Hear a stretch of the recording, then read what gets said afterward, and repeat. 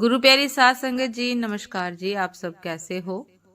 आशा करती हूँ बाबा जी के श्री चरणों में अरदास करती हूँ कि मालिक की कृपा से, निरंकार दातार की मेहरबानी से आप सब बहुत खुश होंगे, मौज बहार में होंगे और अवश्य ही भजन सिमरन में होंगे।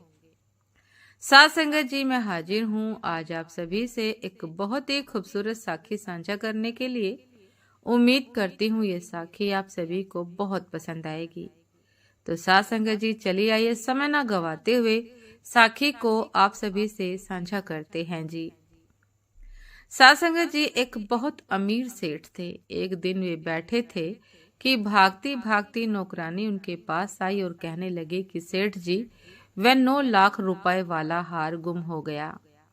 सेठ जी बोले कि अच्छा हुआ, भला हुआ। उस समय सेठ जी के पास उनका रिश्तेदार बैठा था। उसने सोचा बड़ा बेपरवाह है। आधा घंटा बीता होगा कि नौकरानी फिर आई। सेठ जी, वह हार मिल गया। सेठ जी कहते हैं कि अच्छा हुआ, भला हुआ।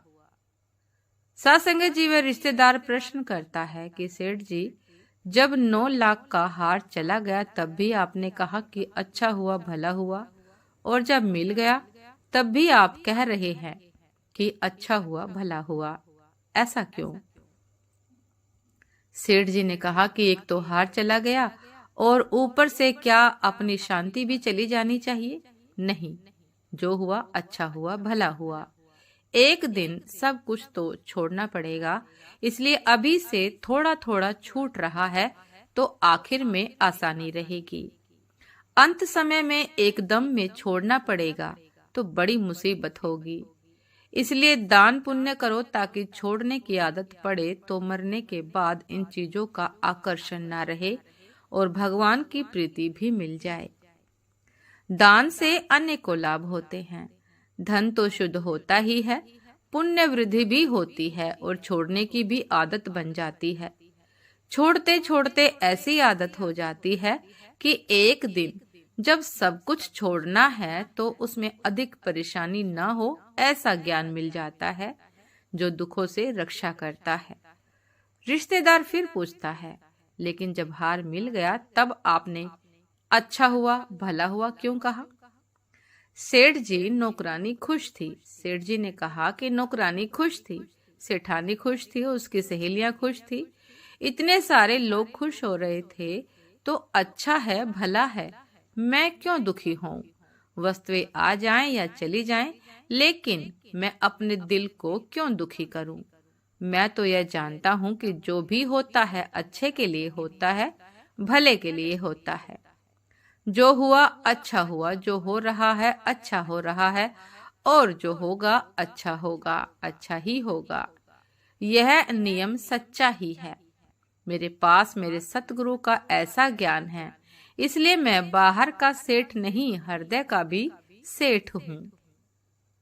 हृदय का सेठ वह आदमी माना जाता है जो दुखी न हो, जो दुख में दुखी न हो तथा सुख में अहंकारी और लंपट न हो। मौत आ जाए तब भी उसको अनुभव होता है कि मेरी मृत्यु नहीं, जो मरता है वह मैं नहीं और जो मैं हूँ उसकी कभी मौत नहीं होती। मान अपमान आ जाए तो भी वह समझता है कि ये आने जाने वाली चीजें हैं, माया की है, दिखावटी है, अस्थाई है। स्थायी तो केवल परमात्मा है जो एकमात्र सत्य है और वही मेरा आत्मा है। जिसकी समझ ऐसी है वह बड़ा सेठ है, महात्मा है, योगी है। वही बड़ा बुद्धिमान है क्योंकि उसमें ज्ञान का दीपक जगमगा रहा है। साध संगत जी, संसार में जितने भी दुख और जितनी भी परेशानियां हैं उन सब के मूल में बेवकूफी भरी हुई है। सत्संग से वह बेवकूफी कटती एवं हटती जाती है। एक दिन वह आदमी पूरा ज्ञानी हो जाता है। अर्जुन को जब पूर्ण ज्ञान मिला तब ही वह पूर्ण संतुष्ट हुआ। अपने जीवन में भी वही लक्ष्य होना चाहिए। साध संगत जी, ये थी आज की एक बहुत ही खूबसूरत साखी कि जीवन में जो कुछ भी घट रहा है अच्छा हो रहा है, भले के लिए हो रहा है। हमें किसी भी परिस्थिति में दुख या अधिक सुख का अनुभव नहीं करना चाहिए, परमात्मा में लीन रहना चाहिए। सतगुरु के बताए हुए उपदेशों का पालन करना चाहिए। उम्मीद करती हूँ साथ संगत जी कि ये साखी आप सभी को बहुत पसंद आई होगी। यदि पसंद आई हो साथ संगत जी तो लाइक, कमेंट, शेयर करना ना भूलिएगा। चैनल पर जो भी नए हैं कृपा करके सब्सक्राइब कर लीजिएगा, ताकि चैनल पर मिलने वाली सभी शब्द साखियों की अपडेट आप सभी को समय पर मिलती रहे। साथ संगत जी आप हमें इंस्टाग्राम पर भी फॉलो कर सकते हैं। इंस्टाग्राम का लिंक डिस्क्रिप्शन बॉक्स में दिया गया है। तो साथ संगत जी दासी को भी आज्ञा दीजिए। आपसे फिर मुलाकात होती है एक नए शब्द साखी के साथ, एक नए विचार के साथ। तब तक के लिए नमस्कार जी। सदा खुश रहिए, मुस्कुराते रहिए, भजन सिमरन अवश्य करते रहिए। अपने सतगुरु परमात्मा निरंकार दातार पर भरोसा बनाए रखिए। उनके दिए उपदेशों का हृदय से पालन कीजिए, निभाइए। नमस्कार जी।